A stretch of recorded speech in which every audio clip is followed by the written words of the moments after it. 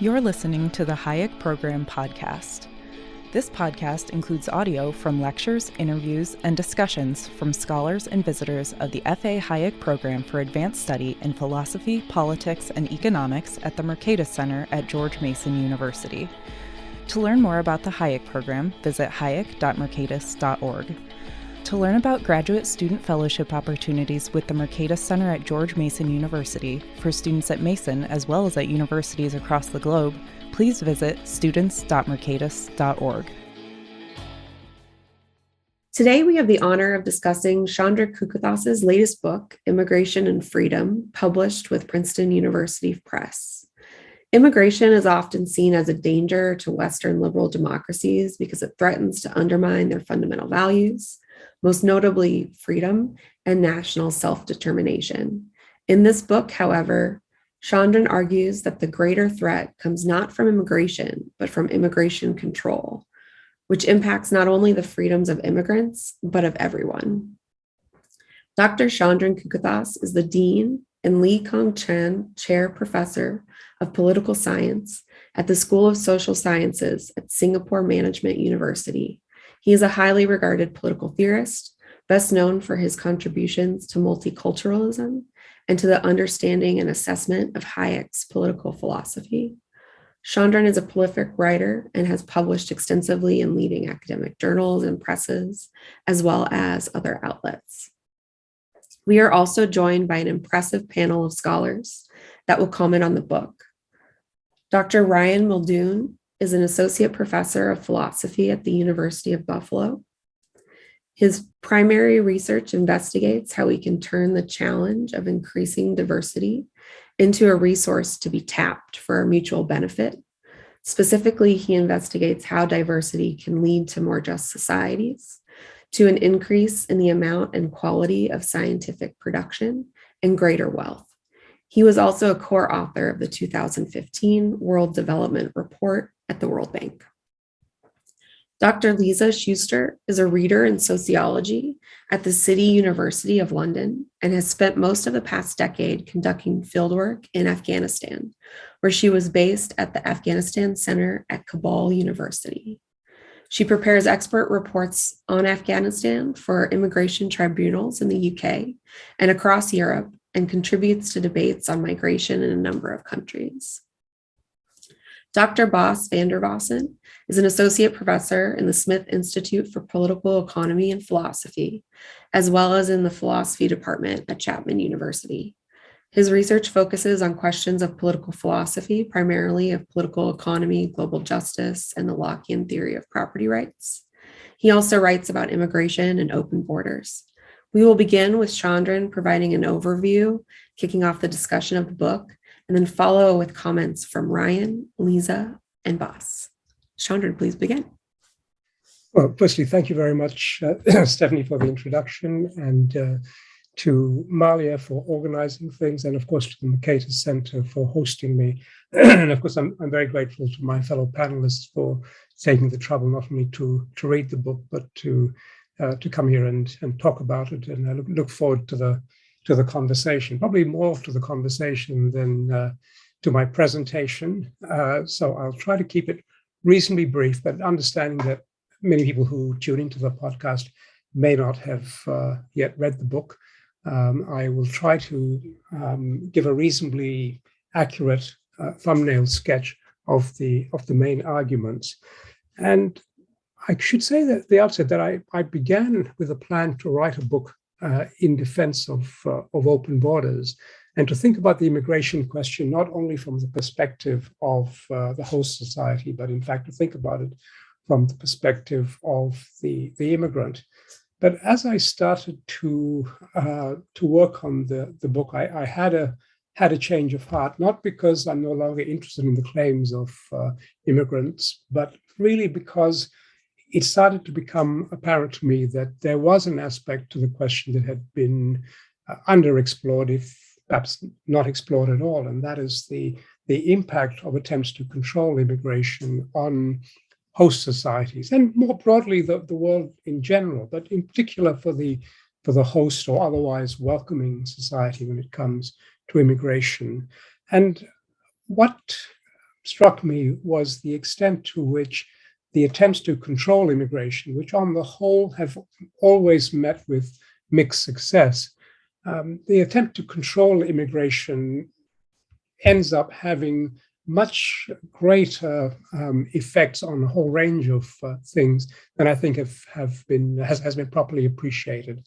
So the book is called Immigration and Freedom because I ended up focusing on the impact of immigration control or attempts at immigration control on individual freedom.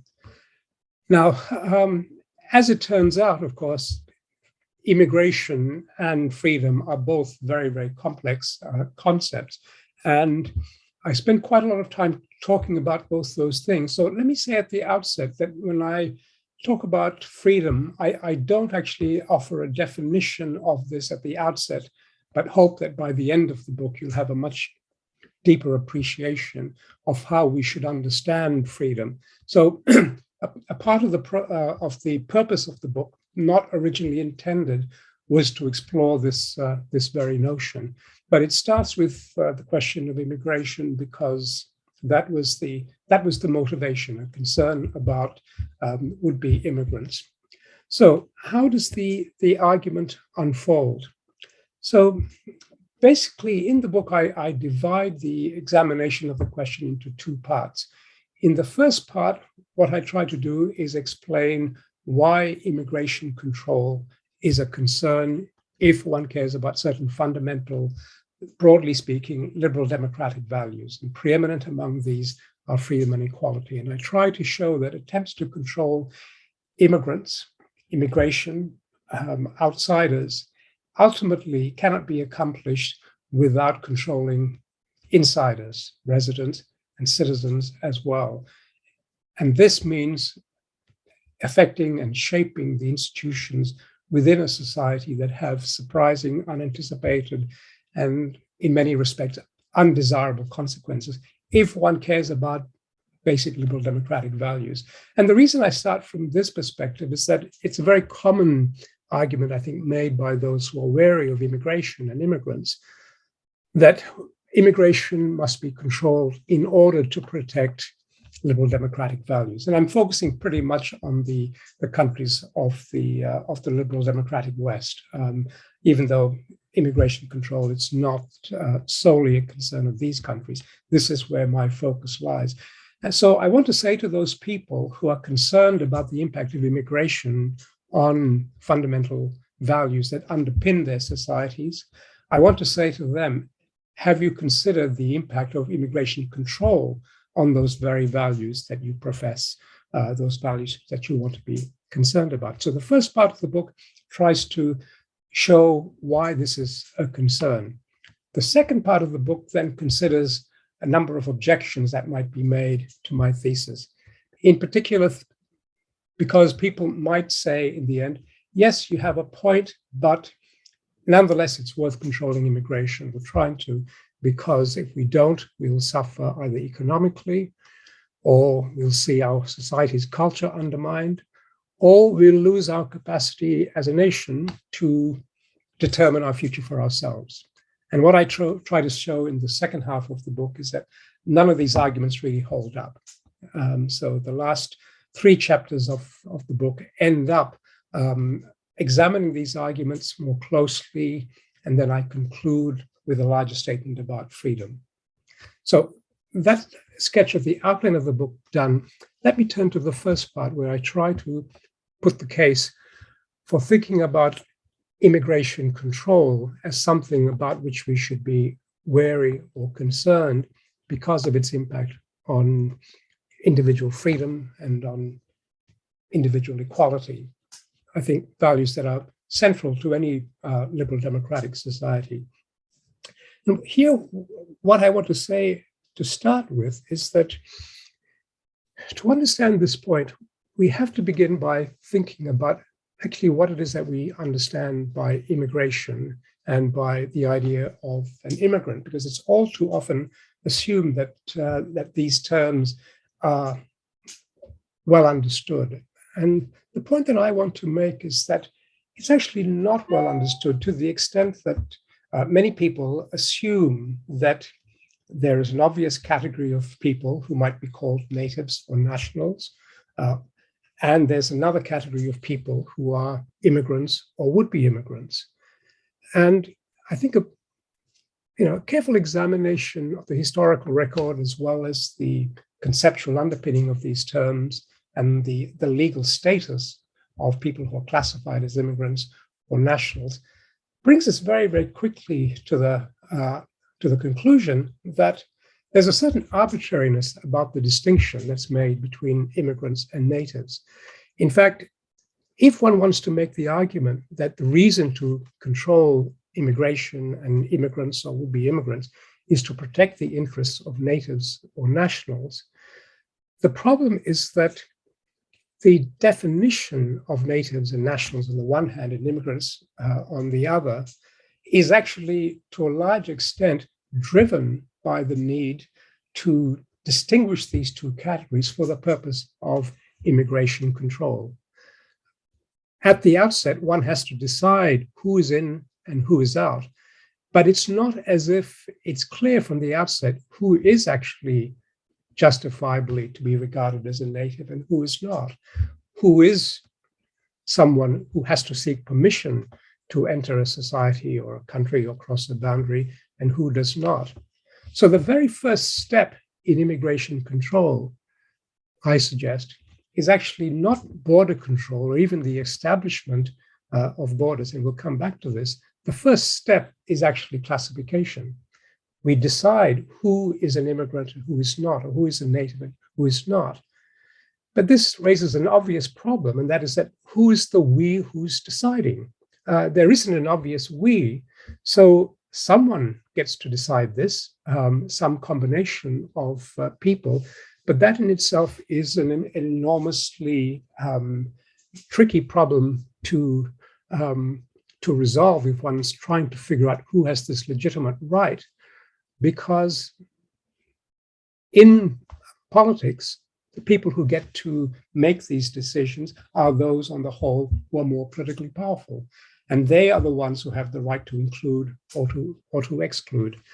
So the first step in immigration control is deciding how to classify people. And historically, we have, in all the countries of the developed West, moved back and forth between classifying people into categories and making them, in some cases, natives and in other cases not, depending on the mood of the time. There were times when American women lost their nationality if they married foreign nationals. There were times when British women, going up to 1983, could not pass on their nationality to their children because the nationality laws did not permit them to. It's not a long time ago. There are all kinds of circumstances in which people have simply been denied the right of nationality at one point in time and then been granted it on another. This has led to an enormous amount of misclassification, including in the American case, 1 million people being deported, even though they were in fact US citizens. Between 1930 and 2000, 2 million people were deported, 1 million of them wrongfully because they were not actually non-citizens.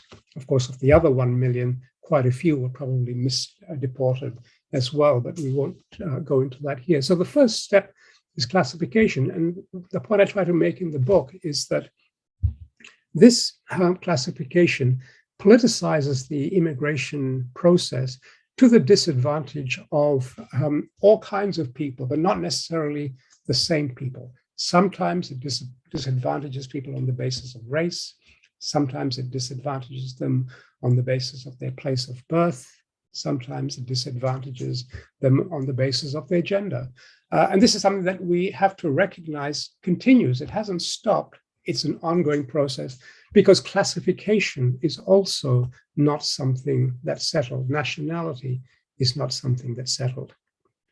So, but given that, I think there are other further consequences for the impact of immigration control on human freedom in societies that try to prevent people from moving, that try to prevent people from associating one with another across national boundaries.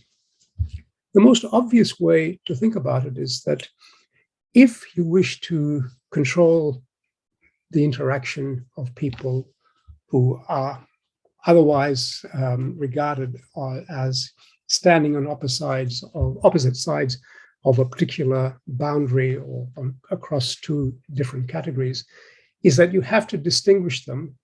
And in order to do so, you have to control not just those who are on the outside, but also those on the inside. There are a couple of reasons for this. One is that you simply have to control them in order to classify them. That's the first thing. But the other thing is that once you've classified them, and people are, in some cases excluded, but in other cases allowed to come in and associate, what you really want to do if you want to control immigration is not so much to stop people from entering, because most countries want tourists, they want exchange scholars, they want sports people to come across the boundary. What they want to do is control how long people stay and what they do while they're in the society. And this means, for much of it, controlling the labor market. Now, in order to do this, this means that you've got to regulate your own society and your own population, whether it's resident or citizenry. And this means that any controls that you exert in order to maintain a regime of control rebounds onto your own citizens. They will be the ones who are monitored. They will be the ones who are stopped and searched. They will be the ones who will be denied permission to rent a property or to open a bank account, at least until such time as their identities are established. And aside from the fact that mistakes will often be made, the extent to which this impinges on the freedom of citizens should not be exaggerated. To take just the most dramatic example, every year, thousands of people in the United States and in Europe, as well as in other parts of the world, are wrongfully detained in immigration detention centers because their identities have yet to be established. Some of them stay there for days, some of them for weeks, some of them even for years. So it does impact enormously on the lives of citizens, but it also impacts on those who aren't trying to cross a border because the instruments of control actually don't just sit at the border, they sit well inside the border. It means that if you're suspected of being an immigrant, you might be stopped. But if you're suspected of associating with or connecting with someone who's of immigrant status, you will be stopped. And I think the takeaway here is that the more fully you try to exercise this control, then the higher the risk and the greater the extent to which you have to control your own citizens. Now, I could go on at much greater depth about this, but I think this is the main point that I want to make. Let me turn then quickly to say something about the most obvious response to make to this argument, and that is that it's all worth it.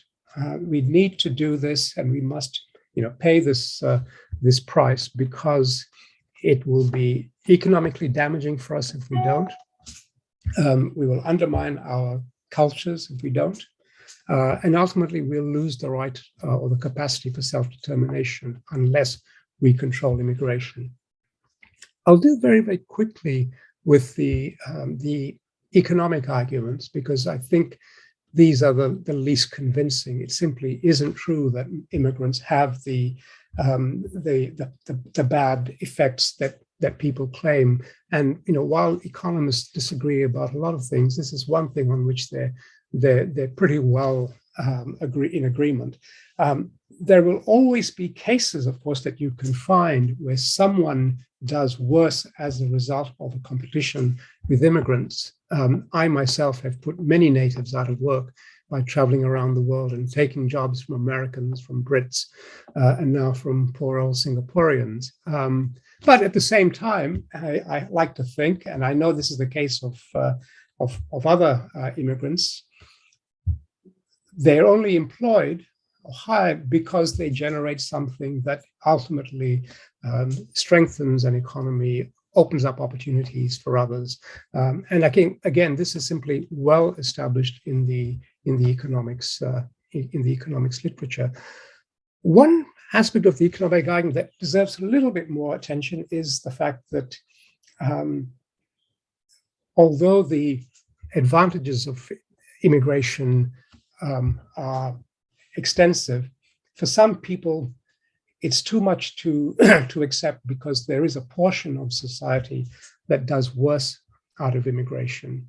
And I think that may well be the case, that those who are, let's say, college dropouts may find it tougher to compete with incoming immigrants. And actually, the people who find it toughest are the previous generation of immigrants.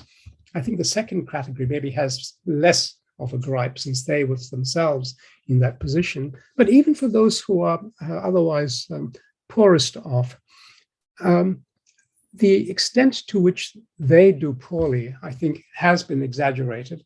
And it's also an argument that can only work if you take a very small time slice and say, well, look at this particular generation of the worst off.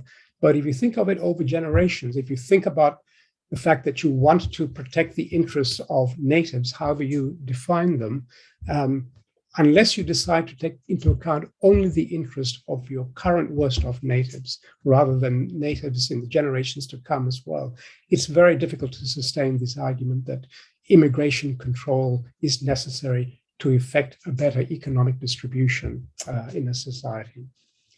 But what about the cultural argument?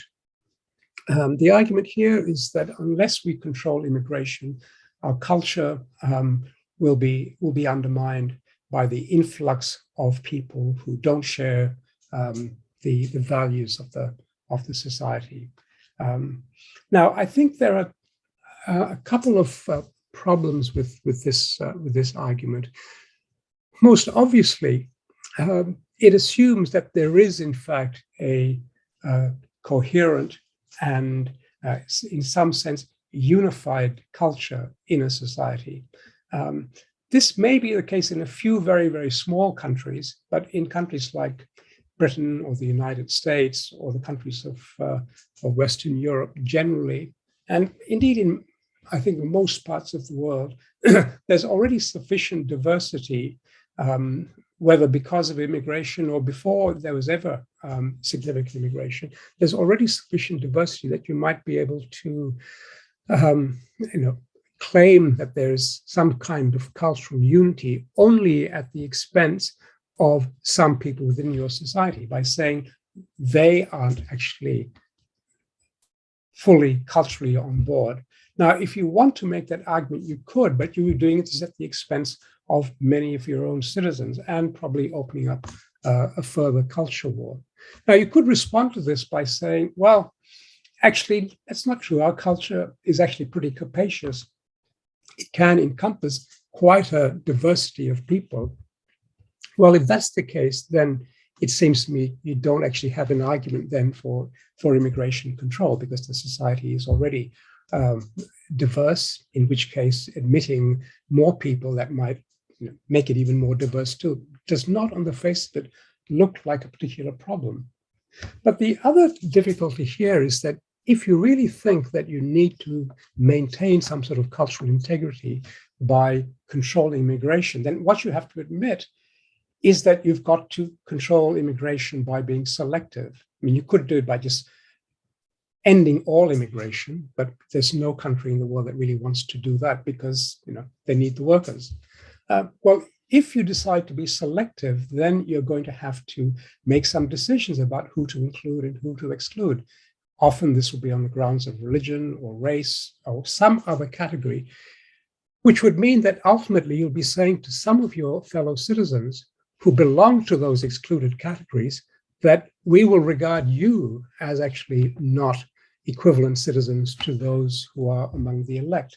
And I think no liberal democratic society really wants to do that. And I would think that most other societies themselves would not want to do that, even though there may be significant minorities who think that somehow they are better representative of the real country who actually want to do this. Well, what about then the argument from self-determination?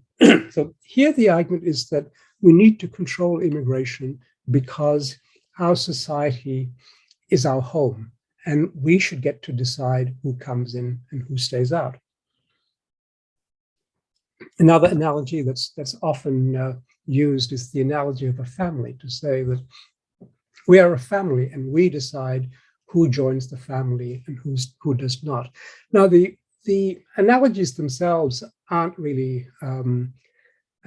ideal for the purposes to which the advocates of control want to put them, because they actually just don't make much sense. I mean, the idea that we're all a family is, I think, on the whole, implausible. But even if you thought of a country as a family, I don't know what kind of family some of these arguments are resting on, but families on the whole are very diverse. They come in all kinds of sizes, and not many people have much choice about who joins them, about who marries into the family and who doesn't, who reshapes it. And once you think of a family as an extended family, well, the analogy breaks down completely.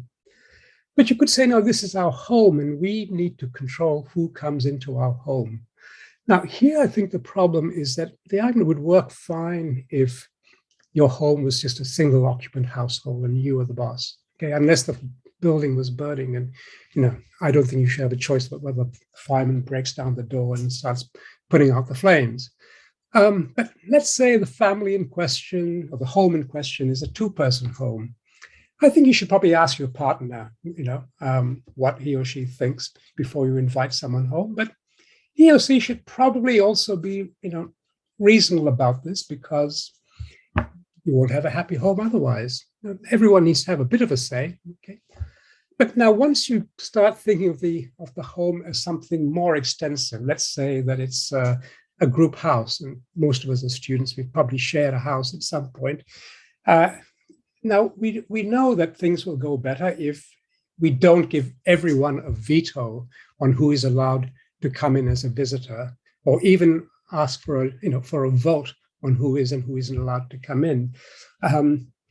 Now, if you extend this to thinking about the home as a condominium, multiple families, if you try to run this on the basis of everyone having a veto or everyone getting a vote, the whole thing will quickly break down. In part, it'll become an unpleasant place to live, but actually what's more likely to happen is that the rule will be honored in the breach. People will break the rules all the time.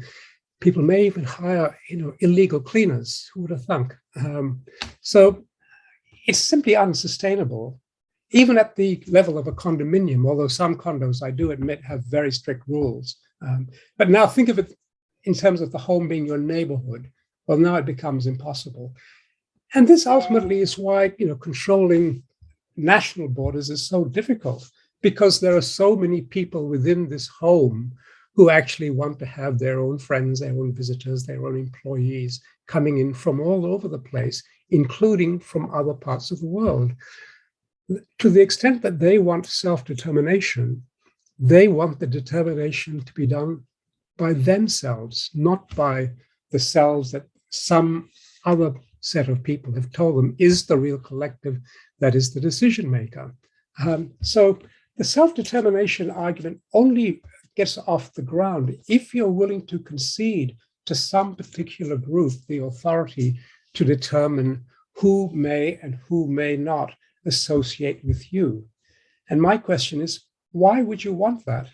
And why would you even call this self-determination? So for all these reasons, I think as members of society that are potentially welcoming of outsiders, societies that are full of people who want to associate with others and who want the freedom to continue to do so, we should be looking at ways to make this possible rather than to make it more difficult. And all the efforts that we take to make it more difficult for people to associate with outsiders doesn't bring about the kind of unity that the advocates of self-determination suggest. Actually, what it is simply profoundly divisive. Now, I don't want to deny that immigration itself can be divisive, but I simply want to make the point that trying to control immigration is not going to solve that particular problem. And to the extent that that's the problem that you want to address, you'd better find a better mechanism than the very, very clumsy tool of immigration control. I think I'll leave it there and turn it over to the rest of the panel. So I just want to start by saying I really thought this was a fantastic book. This is one of the best books I've read in quite some time, actually. And my initial read of it, I was worried about what I would end up saying here without just saying, oh, I agree with this chapter. I agree with this chapter. So that sounds pretty good.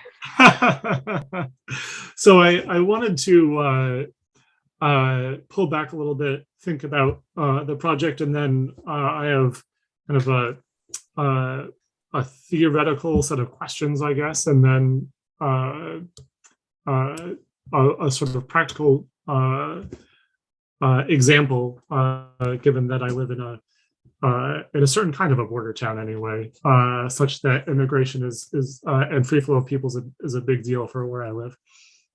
So, as I said, I think this is a really marvelous book, and I think that it's incredibly valuable to recenter the debate around immigration on the idea of freedom, and both considering freedom of immigrants themselves and also freedom of the existing members of a particular society. What immigration restrictions do to liberal freedoms more broadly. I think this is a really powerful idea.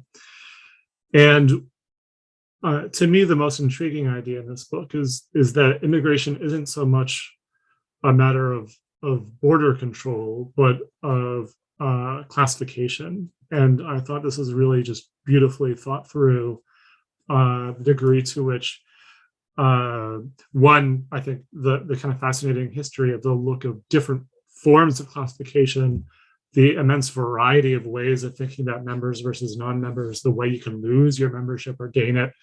I thought that was incredibly well done. And I think it's quite clear that it's really easy to slip into a mode of classification where we quickly establish different grades of citizen, even among citizens, if we have this kind of method of immigration control, especially in more modern states.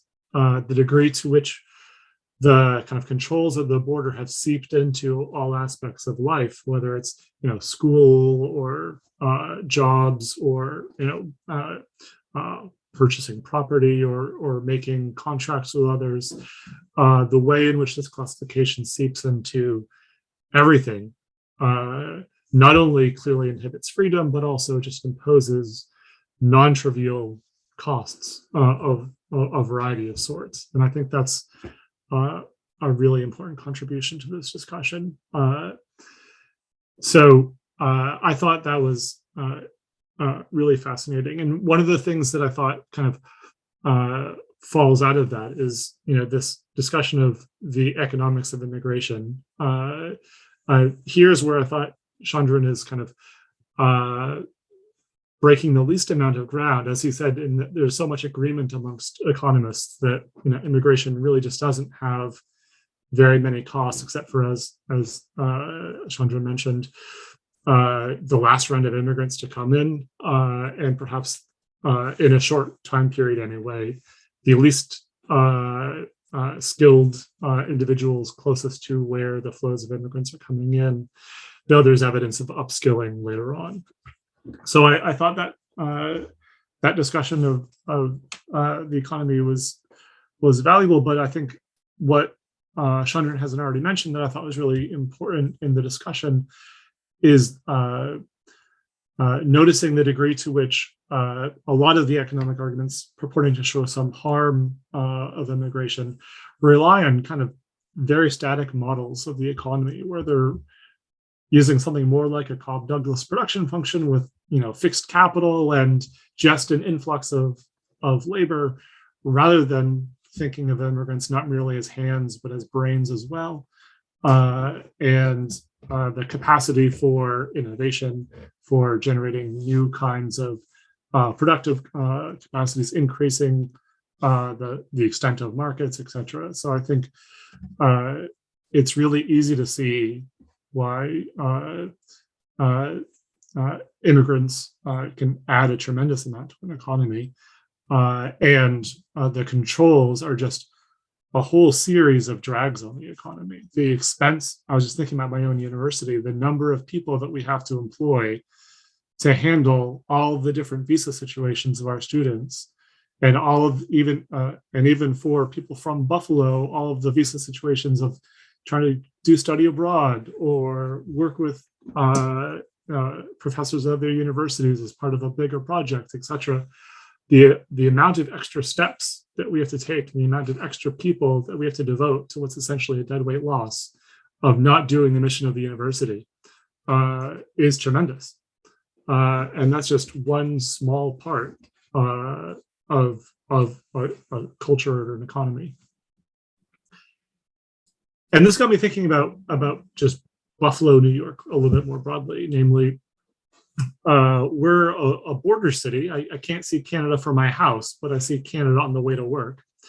And Buffalo is on the border with a friendly country that is very rich, with a bigger welfare state than ours, with a very well-educated populace and all this kind of stuff. And yet, in my lifetime, border restrictions have increased rather than decreased. When I was younger, you could cross over with a driver's license, and it was more just a matter of getting waved through. Now I have like a Nexus card with biometric information and all this, just so I can cross over. And because when I initially got that with my daughter, who was a toddler at the time, the Nexus card doesn't even work because biometrics change for children, and so you still have to go through all the same process, even though I had to be interviewed by officials from both Canada and the United States to have the right to travel 10 minutes. But especially as COVID has highlighted, Buffalo took an enormous hit from a sharper close of the border. We're normally integrated with Toronto in a reasonably robust sense. But I keep imagining, what would it be like if we could be actually integrated, where you could have a train that runs between the two cities without a border control, and goods could more freely flow, and people could live on one side and work in the other without enormous extra forms to fill out and costs to bear. Everyone would just be richer.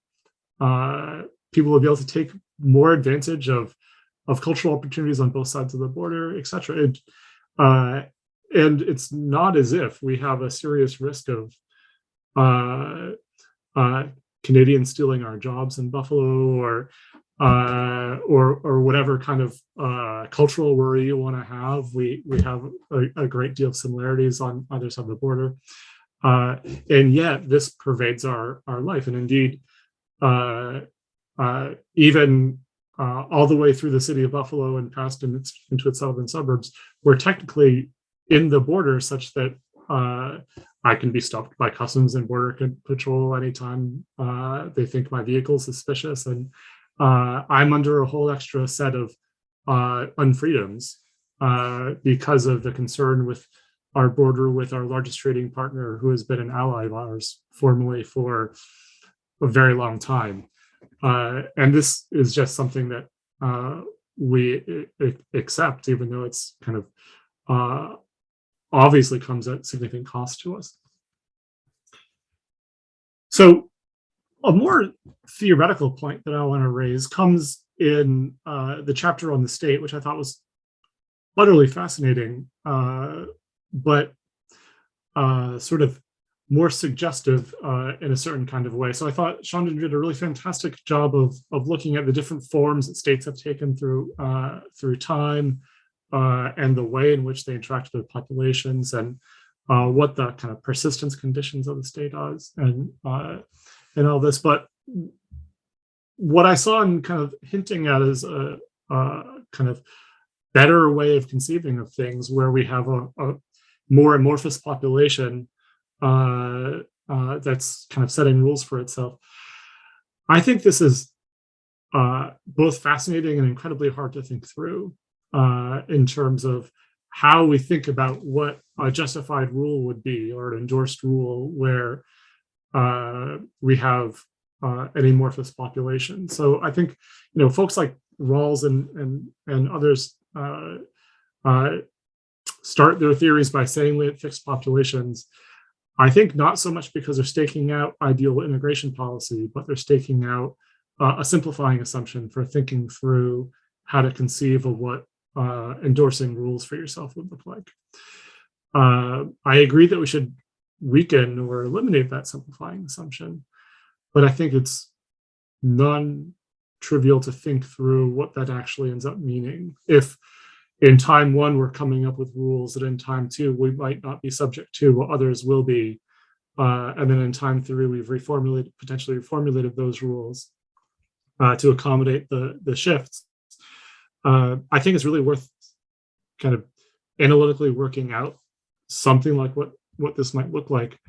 But I'm worried about kind of pulling in assumptions from a more stable environment into a more amorphous one, and thinking about both what the costs and the benefits are for conceiving of a state in this way that has a very unspecified population. I think it's an exciting research project, but I think it's a research project, not something that we have a good grip on.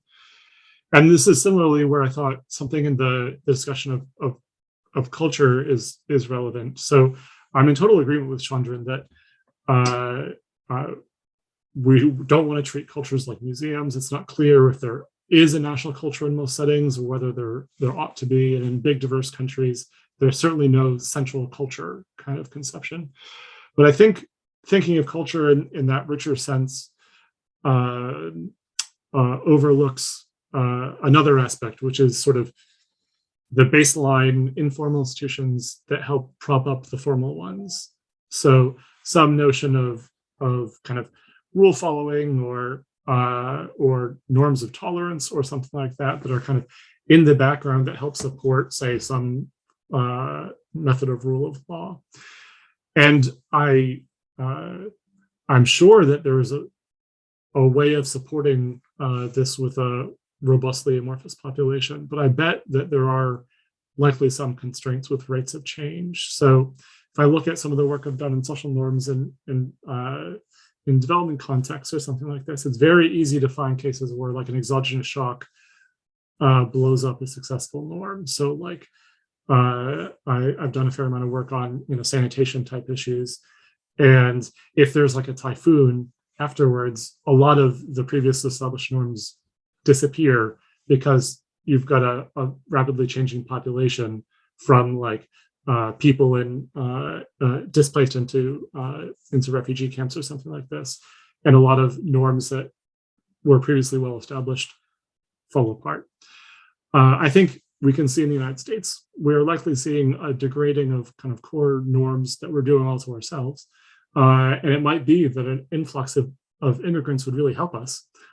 People that come in for the reason of thinking that we have a pretty good system of rules might help prop up that system of rules in a valuable way that we've done a poor job of ourselves kind of managing. But I think it's worth more explicit theoretical and experimental work on whether kind of rates of change matter here for the underlying population, especially if we think of social norms as being held in place by mutual social expectations. If we're unsure what other people think on some of these grounds, it's easy for us to give ourselves excuses to break the rules. And so here, I think, is where sympathetic further work would be valuable to think through, to get a sense of what might be possible. And then the last comment I wanted to make kind of ties into these theoretical interests of mine. Namely, I think the powerful line here is this idea of classification. And so if we kind of take steps to make immigration vastly more open. Say, the United States decides it's going to let in 5 or 10 million people a year, or introduce new classes of visas that are more permissive. And so we still have some kind of an immigration system in place, but it is vastly more permissive. We still have all this classification work. And so I'm kind of left uncertain the degree to which we've enhanced our freedom. We have all these unfreedoms baked into the scheme of control brought on by the classification.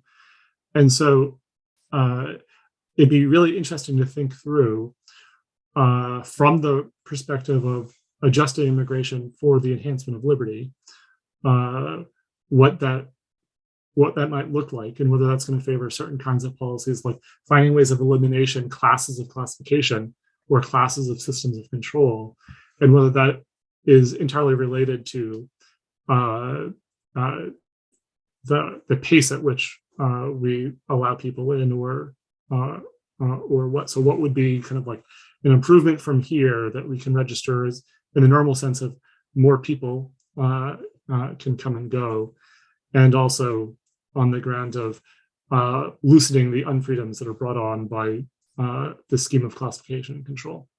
But again, I thought it was a fantastic book, and it's given me a lot to think about. Thanks, Ryan. I guess I'll jump in after you. Like you, I loved the book, and I'm very grateful for the opportunity to discuss it. I also want to say to Chandran, thank you very much for writing it, although I am really peeved that you made it look so easy when I know it represents a huge amount of effort and work. And I think the reason that it looks so easy is due in no small measure to the humor that's threaded through what is beautiful and erudite prose. I found it so easy to read because it was such a delightfully refreshing way of interrogating and overturning received wisdom. And I'm sure this is a much more productive way of engaging those who would defend immigration controls, not all of whom are fascist bastards. I thought that your respectful and thoughtful examination of opposing arguments and of the evidence on which they're based made their dismantling all the more devastating. But aside from the style and the compliments, what I found irresistible about the book was that it was so firmly rooted in the real world, or IRL, as my students have taught me to call it. The arguments that are made are supported by serious amounts of data and evidence, as well as beautifully illustrative and sometimes amusing anecdotes. From the outset, the aim of the book was, as Chandran said himself, not to advance a set of solutions to immigration problems or to provide a blueprint for a world without borders. Instead, what for me was really important was that the reader, me, was invited to think through the current framing of immigration problems and the solutions to those problems that the framing appears to make inevitable. You don't mention Hannah Arendt in the book, Chandran, but actually she, for me, was there all the time. Thinking and judging, as she points out, are essential moral and democratic activities. So I think that your not just invitation, but provocation to think about immigration controls differently is a really important one, as are the challenges to the assumptions on which a lot of those immigration controls are based. I don't know if you remember, Chandran, because I know that you've read a lot of Arendt, but On Violence, she talks quite near the beginning of the essay about what she calls, I think, trust funders, but who I think of as bureaucrats, who develop a hypothesis and then without testing it, treat it as a fact, and then construct a whole series of similar facts on top of this truth, including policies and laws, forgetting the speculative nature of the whole enterprise. On this construct of nation states and the necessity of controlling borders are built added stories of further policies and laws in determined efforts to shore up this edifice so that the whole thing comes to rest on what is, after all, a fiction. And what I loved about the book was the way you unpicked these fictions, which cause significant and unnecessary suffering, as you point out, to both citizens and non-citizens. The examples, as Ryan pointed out, provided from education resonate very, very strongly. I am hugely resentful of the continued battle against monitoring international students, but I have also been unable to act as an external examiner for any university in the UK because I find it offensive to be asked to produce my passport and prove that I have a right to work, or that the right to work should depend on my migration status rather than my experience. But to come back a bit, the book is a forensic examination of the speculative nature of what is presented as essential, inevitable, and natural. As I've said, the nation state, nations themselves, the essential distinction between citizen and foreigner, and the necessity of controllable borders. While you don't deny the existence or the importance of these constructions and their importance to many people, I love the way that you teased out the absurd nature of some of these constructions and the fragility of those constructions, as well as the impact that they have. It felt very often as though you put your hands on a huge inverted pyramid of axiomatic truths and were quite gently but firmly rocking this pyramid. And I would just love to see it tumble over. In each chapter, you show how states produce immigration problems that are based on unjustified assumptions, and then how the solutions that they propose to those problems create further problems, especially for the citizens. I would like to focus a little bit on the chapter on equality, and in particular on race and equality. And that's because the events of the last 9 months have really underlined the racism and inequality that are maintained, if not created, by immigration controls.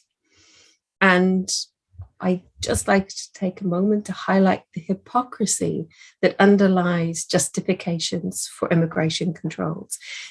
You don't actually throw out the accusation of hypocrisy, but it's there. It's implicit throughout the book, and that's completely justifiable.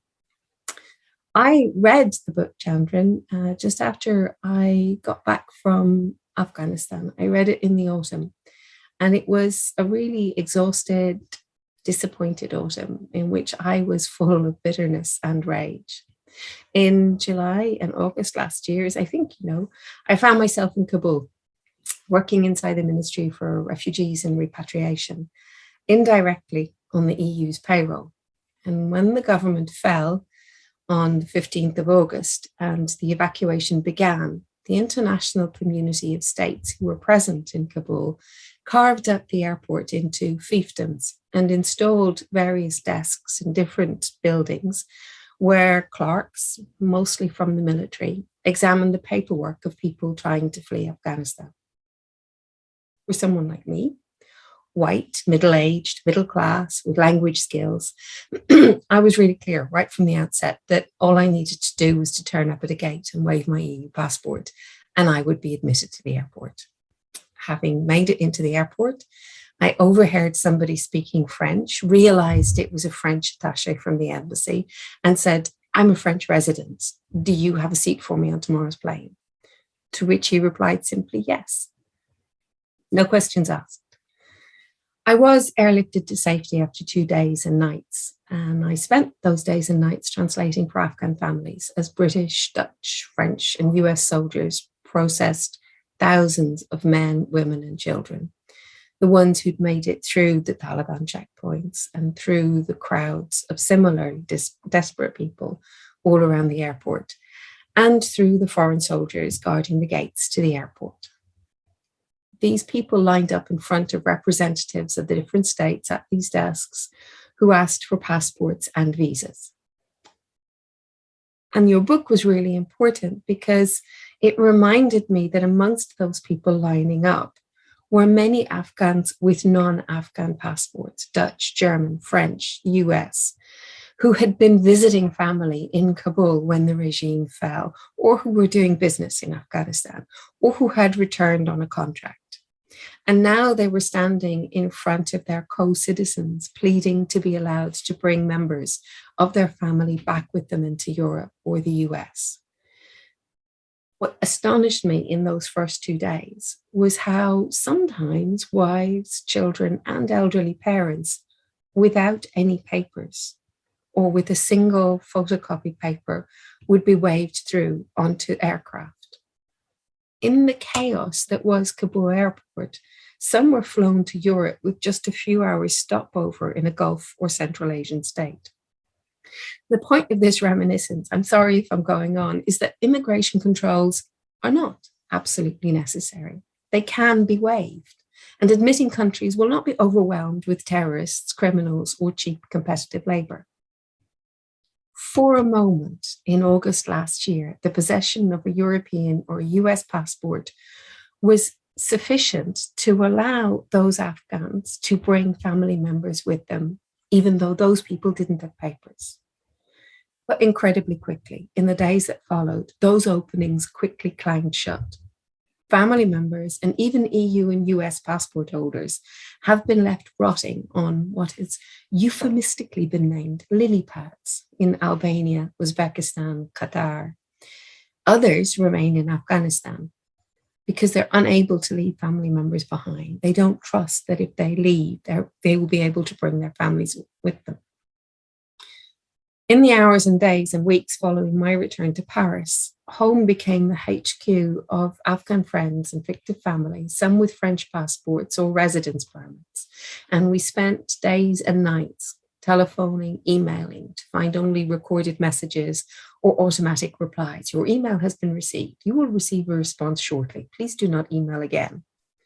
In one case, demanding that the members of the EU delegation assist those Afghan government officials with whom they had been working for years, the response was, "We can't do anything. We are not a state." Once again, visas, biometric ID cards, passports, letters of recommendation, employment contracts, threat letters from the Taliban were demanded before visas would be issued. All the while, these governments saying, "We are behaving generously. We are making huge efforts to bring people out. This is extraordinary." The pleas from friends and colleagues in Afghanistan continue today, though many have now fallen silent. Not a week goes by when I don't receive an email or a message asking for help, asking for a letter of recommendation, or to chase an application, or to write a report on conditions to justify an application for family reunification. Not just from those in Afghanistan, but from family members in Europe and in the US. And for the most part, I am impotent. So returning from Paris to London some weeks ago, I experienced a physical shock that literally stopped my breath when the doors from the Eurostar terminal opened onto the St. Pancras station concourse. Arrivals from France were greeted by Ukrainian flags, trestle tables, posters saying welcome, and a team of local authority workers ready to welcome Ukrainians, allocate them accommodation, help them to find their feet, and to feel safe and protected. The national government is justifiably criticized by friends and family members of Ukrainians. Of the 86,000 visas issued in the past 6 weeks, only 27,000 people have actually been able to arrive in the UK, to the frustration of those waiting for them. But that's twice as many as the number of Afghans admitted in the last 9 months. Clearly, the UK government is not doing enough for Ukrainians, but it is doing so much more than it did for Afghans, for Syrians, for Yemenis, and for Eritreans. And other countries are doing far more than the UK, with some offering free public transport, access to employment, healthcare, education, and groups of private citizens opening their homes and raising funds. I've never seen anything like it in 30 years of working on migration. those tied to Afghans and other groups look on in astonishment and resentment as the arguments put forward defending restrictions just fall away. Stories abound of some groups being moved to make room for Ukrainians. I've seen it in France. Most recently in Denmark, Parliament agreed to exempt Ukrainians from a 2018 anti-ghetto law that prevented non-Westerners from moving to areas designated as ghettos, including non-Westerners who are Danish citizens, so that Black or brown Danes are being displaced to make room for white foreigners. The insistence on controlling borders feeds inequality and breeds racism. I think, Chandran, you made this point, but it could be even stronger. But it's not just about racial inequality. Obvious, too, is the inequality between those who have access to resources, including contacts. For those of us trying to facilitate the exit or entry of Afghans, it was really clear that unless we or they had suitable contacts, we were of little or no use to those in need. To conclude, while I'm sure, Immigration and Freedom is a hugely important book, especially now, and for the reasons I've outlined, I'm really pessimistic about the impact that such a work can have. As you yourself noted, Chandran, there's ample evidence to undermine the economic case against migration controls, but that doesn't convince their defenders. It's a political choice. 30 years ago, I argued that states were engaged in an unwinnable war to control their borders, a war that they couldn't win, but that they couldn't cede. States as they are, as we have constructed them, must behave as they do. If we want them to behave differently, then we need to fundamentally rethink how we wish to govern ourselves. Immigration and Freedom details repeatedly a failure to hold states to account for the injustices and infringements of liberty imposed on citizens and foreigners. Arendt defines tyranny as the government that is not held to give account of itself, and warns that such tyranny is liable to provoke rebellion. She goes on to note that if we inquire historically into the causes that are likely to transform engagé into enragé, it's not injustice that ranks first, but hypocrisy. I think, Chandran, your book does a wonderful job of revealing that hypocrisy. And thank you for that. I'll start by more briefly than I was planning, but repeating some of the really positive things that Ryan and Liza have been sharing. I also think this is a really important book. It's one of my favorite books I've read in a while. I think, actually, I mean, I'm not saying that because we're here. I actually mean that I've been recommending it to people. One of the things I like two things really about it. One is how it's got its sort of feet in the mud of the actual practice of immigration. That this is not just philosophy of principles and abstract theory. It discusses a lot of actual cases. It shows to us what the practice of immigration control looks like, how it affects people on a day-to-day basis.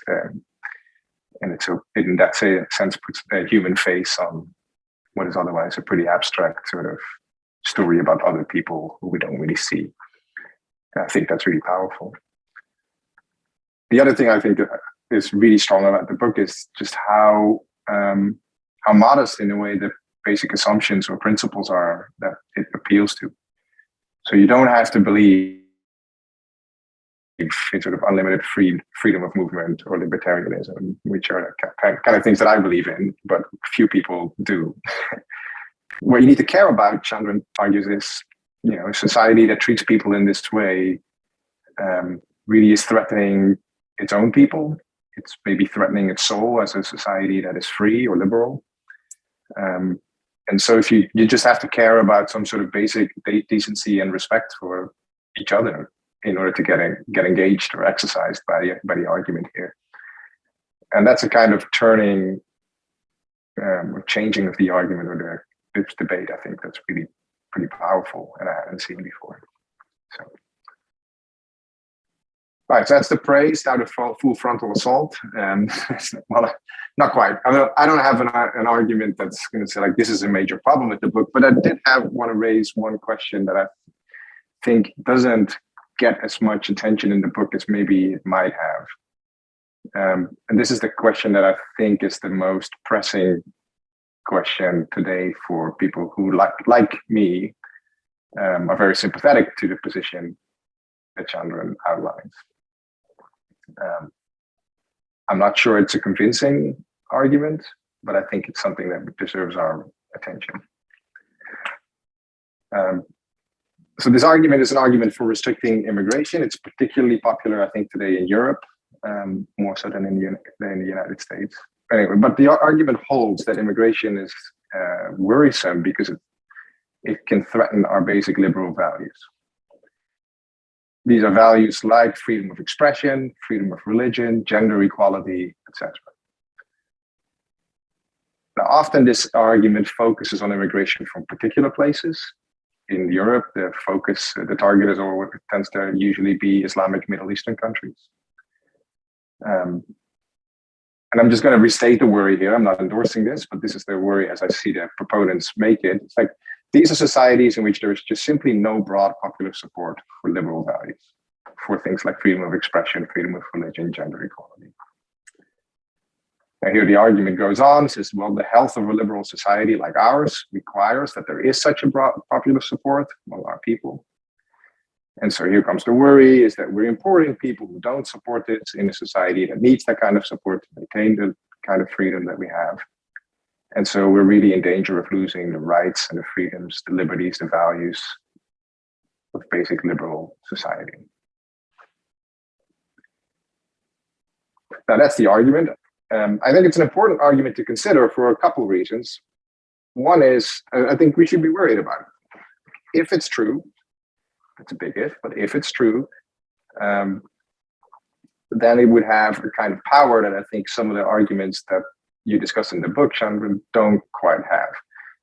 This is not a claim about the importance of protecting a certain culture, a shared identity or something, etc. Take those arguments, and I agree with you, to be not powerful enough to justify the kind of stuff that we're really talking about here. However, if immigration really is a threat to people's freedom, our ability to live as free and equal persons, period, well, then it does reach to the level that we might start thinking about justifying people's freedom. We do this all the time, right? When we monitor terrorist organizations, when we restrict people who try to storm the Capitol building, etc. So at least in principle, this is the kind of worry that might reach to the level of justifying the kind of state coercion that we're talking about. This is actually the second reason why we should care. So that the argument here might actually avoid some of your objections in the book. Doesn't rely on a sort of overly romantic idea of culture, other than that there is broad support or allegiance to the political system under which we live. And it might not lead to treating citizens and immigrants in ways that we really think are unacceptable, at least if you think that sort of we can have certain measures in place to protect basic individual rights and freedoms, etc. It's no unjustified imposition to ask people today to not undermine our constitution, political freedoms, equality before the law, and so then it might also mean that restricting immigration in the name of those values is also acceptable. So that's why I think sort of the worry is here. Now, the book comes close to discussing this in two places, as far as I could see. One is in there, what you call a culture argument. So there, the book mentions the question of whether immigration might threaten things like the value of gender equality. This is on page 173 for those who are reading along. But then the book doesn't really return to that question, and rather just starts talking about the culture argument in a more broader sense. And the second place that comes close is where the book asks if immigrants will undercut support for the free market. Now, there, Chandran offers a pretty compelling argument, I think, for why we don't need to worry about it, noting, I think correctly, that there really is not much evidence at all to think that immigrants reject the free market. But then we might wonder, so what about this pretty popular, at least in Europe, argument that we should worry about the commitment to liberal values more broadly, not just the free market, but the political values, freedom of expression, gender equality, freedom of religion, those kind of things. So I can see three ways that you might respond. One would be the same as that Chandran responds to the free market worry. So that's basically saying the empirical claim here is false. So immigration actually does not threaten these values. Maybe because the people who come here, they come in with illiberal values, but they assimilate really quickly. And so their values change once they come from illiberal Egypt. I'm just picking a random country at this point. I'll take I'm Dutch. So in Holland, target is always Morocco. I'll just go with that. They come from illiberal Morocco. Again, I'm just restating the argument here. And they come to liberal Holland and they assimilate really quickly, so they become good liberal Dutch citizens. Yeah, that's one argument, right? Perhaps there's something else. Maybe there's a selection effect, so that the people who leave illiberal Morocco are actually the people who don't share the illiberal values of Morocco and are actually the liberal-minded ones who come to Holland. That could be another. Anyway, there's several arguments that could be made here, but that would be one response. The empirical claim here is just not true. There's no threat. No threat to the cultural support, the norms of liberal society. The second response would be, so actually the empirical claim is true that immigration does erode sort of the cultural support of the norms of liberal society, but the mechanism here that is suggested is just not in play, meaning we don't really need broad popular support for this kind of society. Maybe you think it's something that has to do with institutions, not with culture or something. Perhaps some other reason. But that would be the second way of responding. The third way to respond would be say, yeah, it's true, it's a real threat, the mechanism is in place, but there is some overarching moral objection. The freedom is just so important, we can't do anything about it. So let's just hold our noses and forge forward. Okay. Now, I think the second and the third answers here are not particularly compelling. The second being, yeah, the empirical claim is true, but the mechanism isn't real. Strikes me as pretty implausible. I tend to think that IDs matter, as do cultural norms. And so I'm sure that if we import people with illiberal views, that doesn't spell the immediate demise of our liberal and free society. But over time, this might be a pretty dangerous game to play. The third answer, yes, it's a problem, but our hands are tied for moral reasons, also strikes me as implausible. Again, assuming that this really is going to happen, that would mean that freedom and liberal theory are like this is how Rishi Joshi puts it, a suicide pact. It's just like to be committed to freedom means that you can't do anything to defend it. That sounds pretty weird. So I'm guessing that that what's really going on here is that Chandran suspects that the empirical assumption here, i.e. that immigration means importing illiberal values into a liberal society, that this empirical assumption is just false. That's not what's going on when we open up our borders more to immigrants, at least from these places. At least it has to be false, right? If people like me are going to keep our pro-immigration stance. So this is really the question. I would like to know, does Chandran, do you think that the empirical claim is false? And if so, do you see evidence for that? Because if we're giving our opponent here the strongest possible case, we have to admit that there is some evidence to the contrary, that there is some evidence for this empirical claim being true. Now, much of this is anecdotal evidence, but still there is stuff. Stories, again, I'm growing mostly here in Europe, of sexual assault rates spiking in places with large numbers of immigrants, especially from these countries. Stories like a couple of years ago of a French school teacher being beheaded for showing a cartoon of the Prophet in a class on free speech. Crime rates among migrants being relatively high compared to native populations, these kind of things. But that kind of evidence, of course, can be very misleading. I know this. I've seen at least some studies that try to correct in things like crime rates for things like socioeconomic background and age. And once you do that, the higher rates basically pretty much dissipate. But still, I wonder if that's really is going to be the answer. Is that, well, there's just not. This is a confused objection. Another type of response might be just to point out that immigrants are a mixed bag. Some of them are going to have illiberal values. Many of them have liberal values. And by the way, our own native populations aren't so cute either. I see, lots of rejections of liberal values among native Western people. This includes people who are socially, economically worse off classes, who seem to reject basic democratic procedures at times. I also see rejections of freedom, very different rejections, but still rejections of freedom by our intellectual elites, like the people that surround me in universities. So maybe that's the story. Actually, what we're importing is better than what we have. Or something. Anyway, the question still strikes me as a real one, and I think it's an important one. So I wonder what Chandran has to say about it. Because I think without a good and reasoned response, we're still not quite in the place where we could put the final nail in the coffin of the anti-immigration argument. Sure.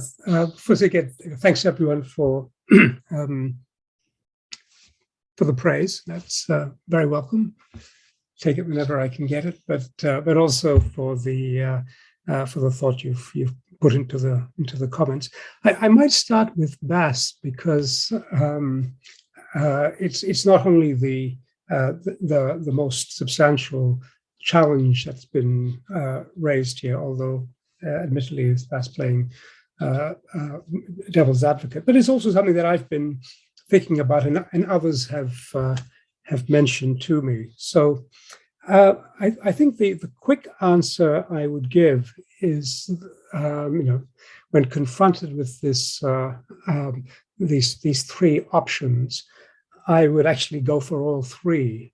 In that, firstly, I think that the empirical claims about the ill effects of immigration, as far as the political culture is concerned, are, if not false, at least unsupported by any evidence. And people have said this sort of stuff all the time, but to sustain this argument, you need to do more than just find cases where things haven't worked out, because in any human society, things often don't work out, and there are always a multiplicity of causes that might be identified as contributing. Okay, but that's not enough to establish something. In the same way that I've for decades heard people say, well, we know that different cultures can't coexist. Look at the Balkans. Okay? Well, that doesn't really tell you very much, because they may have had 500 years of peace and then 30 years of war here and 30 years of war there. Why are you drawing one conclusion rather than another? And equally, we know lots of cases where there are homogeneous societies where they actually don't get on all that well. So you need a better kind of argument to draw that inference. Similarly with immigration, if you're going to say that there's a danger that immigrants will undermine a political culture and make it difficult for these institutions to survive, just finding examples where that's true is not enough, particularly if you find examples where it's false. And that's certainly the case, because there are lots of societies which are very, very diverse, have admitted huge numbers of immigrants in very short order, and things have been fine.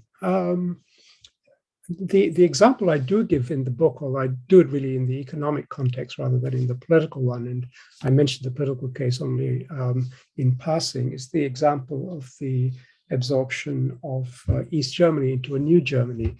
I should thank Liza for that example, because she raised it, years and years ago in conversation with me, and it always stuck in my head. And so when I came to write that particular bit of the book, I started going researching on Germany and reading all these books and papers on reunification, and of course she was completely borne out. And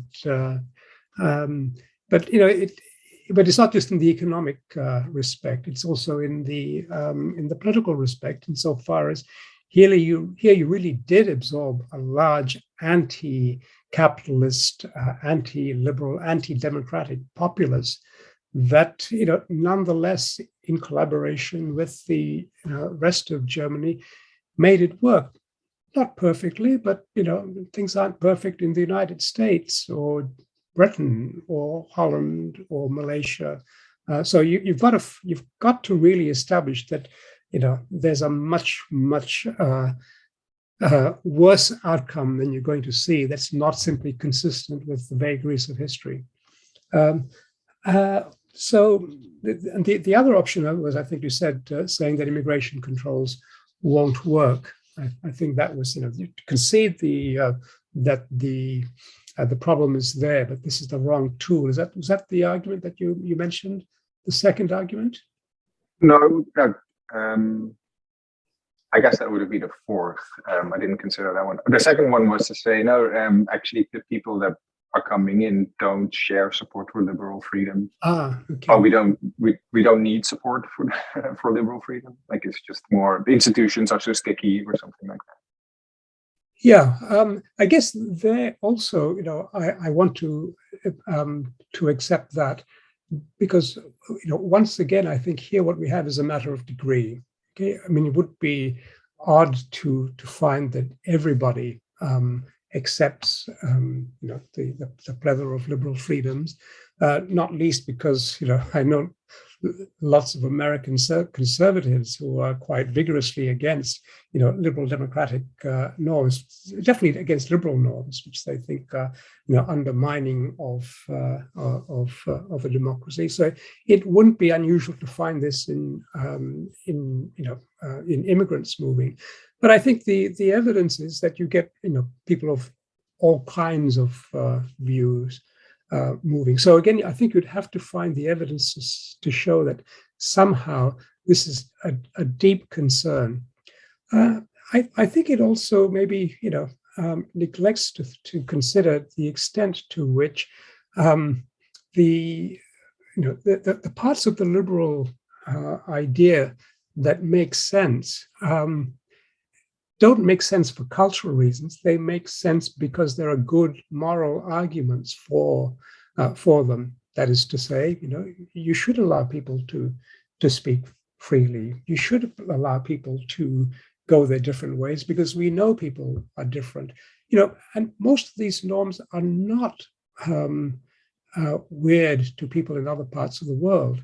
Of course, there are disagreements, and there are different ways in which they identify the things over which to quarrel and disagree. But there isn't such a divide among people in the world ethically that I would be worried about an influx of extremely hostile people when it comes to the basic norms of a society. This is very striking when you look at some of the campaigns that governments like Australia has run to try to dissuade people from coming. Campaigns to try to persuade them that actually, oddly, Australia is a place where they won't be allowed to go their own way, where they won't be able to live as they wish, to cleave to their own norms. I mean, Australia spent money in Indonesia and Iraq, running campaigns to say, if you come to this part of the world, your children won't respect you. It's so contradictory, because on the one hand, they're saying you can't live the way that that you want, and on the other hand, they're saying your children are going to turn into liberals. So it's a very, very weird kind of argument to make, I think. And then the last one, actually, I do embrace, because I think it would be optimistic to things that could never change for the worse. I just don't think that immigration is a particularly likely cause of this. The internal sources of a society's destruction, I think, are probably always more significant because, if they weren't there, outsiders aren't going to make much difference. But if you do believe in freedom, then I think you take that risk. I mean, you say, look, we know that if people have freedom, they will do things differently than what you want. But that's what a free society is. I mean, it has to be. So you can't reduce the risk to zero. So the question is really, what level of risk do you want to take? I think in a way, liberal societies say, well, we'll take a pretty big risk because the alternative of ratcheting up the control takes us in the wrong direction. I think that's the reason why in the end countries like Switzerland and the Scandinavian countries, when it came to getting rid of the COVID restrictions, even though they paid a pretty high price in some ways, sort of said, well, but we're a free society. So yeah, we will take that risk. Agree with it or not, I think to some extent we have to do that. So let me say, coming quickly then, about what Liza and Ryan had to say before turning it back to you. I could have said more about Arendt if I knew more about Arendt. I started teaching her just shortly before I left LSE because I'd never really come to terms with it. So, although the ideas you're talking about are familiar, I don't have enough of a grip on it. So, but maybe the advantage of that is that the text gets less cluttered up with the works of other theorists. Most of the time, I allude to people rather than try to draw on them. One of my colleagues or commentators suggested that I should have used Foucault a lot more, and I do know Foucault much better. But I thought, in the end, I don't want to write a book about Foucault, and I don't want to squeeze this into a Foucauldian argument or an Arendtian one. But if someone reads it and thinks, Arendt, then I think, all to the good, because if there is that hook on which to, hang a piece of argument or an inquiry, I think, I think that's a good thing. On the racism issue, I think I could have said more about this. It just kind of got clearer and clearer to me as I wrote. And then, I found my 50,000 word book, which eventually got a contract for 100,000 word, turning into a 150,000 word book. And I thought, no, I can't expand this any further. But I think there's certainly plenty of scope to do this. On your larger point, though, about rethinking the state, and I think this really goes to something that Ryan is getting at when he talks about the whole question of trying to understand immigration's impact on social norms, for better or for worse. A lot of it comes back to how one thinks about the state. And to some extent, I've had to think about this issue within the confines of a framework that's set by not just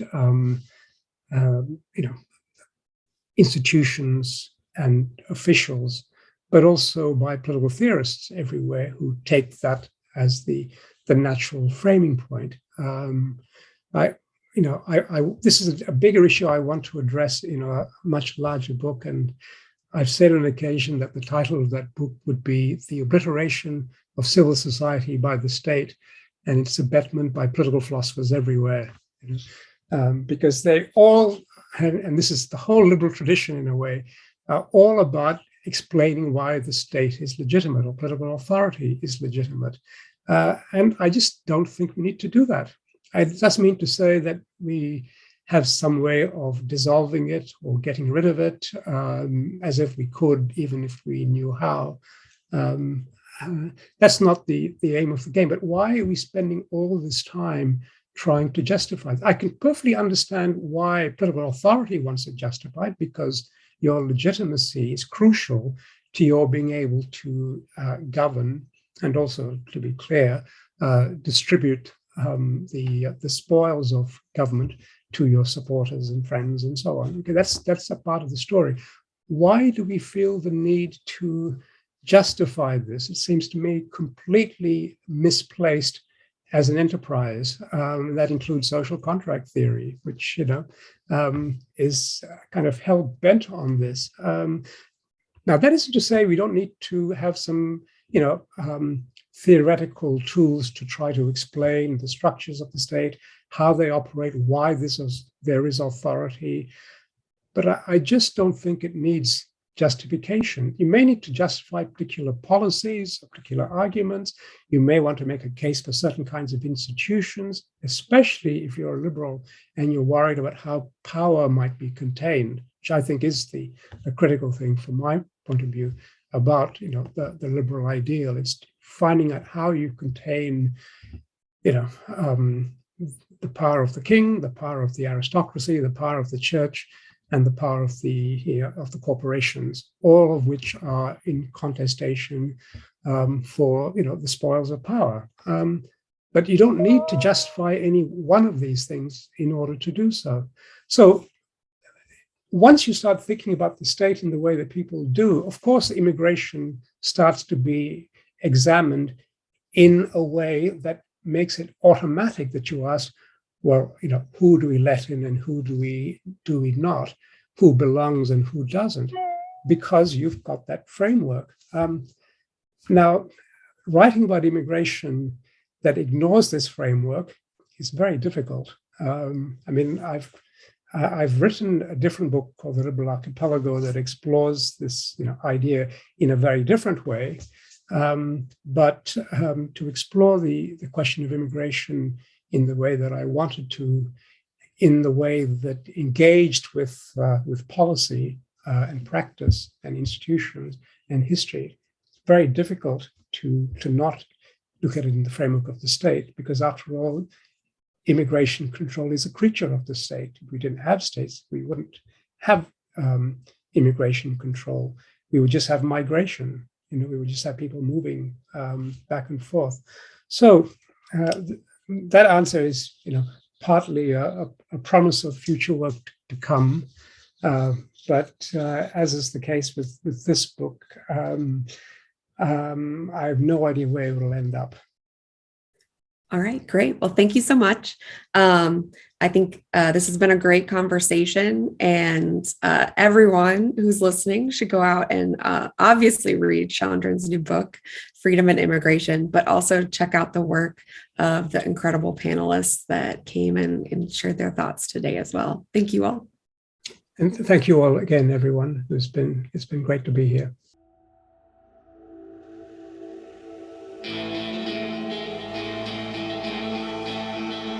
Thank you for listening to the Hayek Program podcast. To learn more about the research, scholars, and work of the Hayek Program, visit hayek.mercatus.org. For more information about graduate student fellowship opportunities for students at Mason as well as at universities across the globe, please visit students.mercatus.org. We hope you recommend students to our programs or consider applying yourself.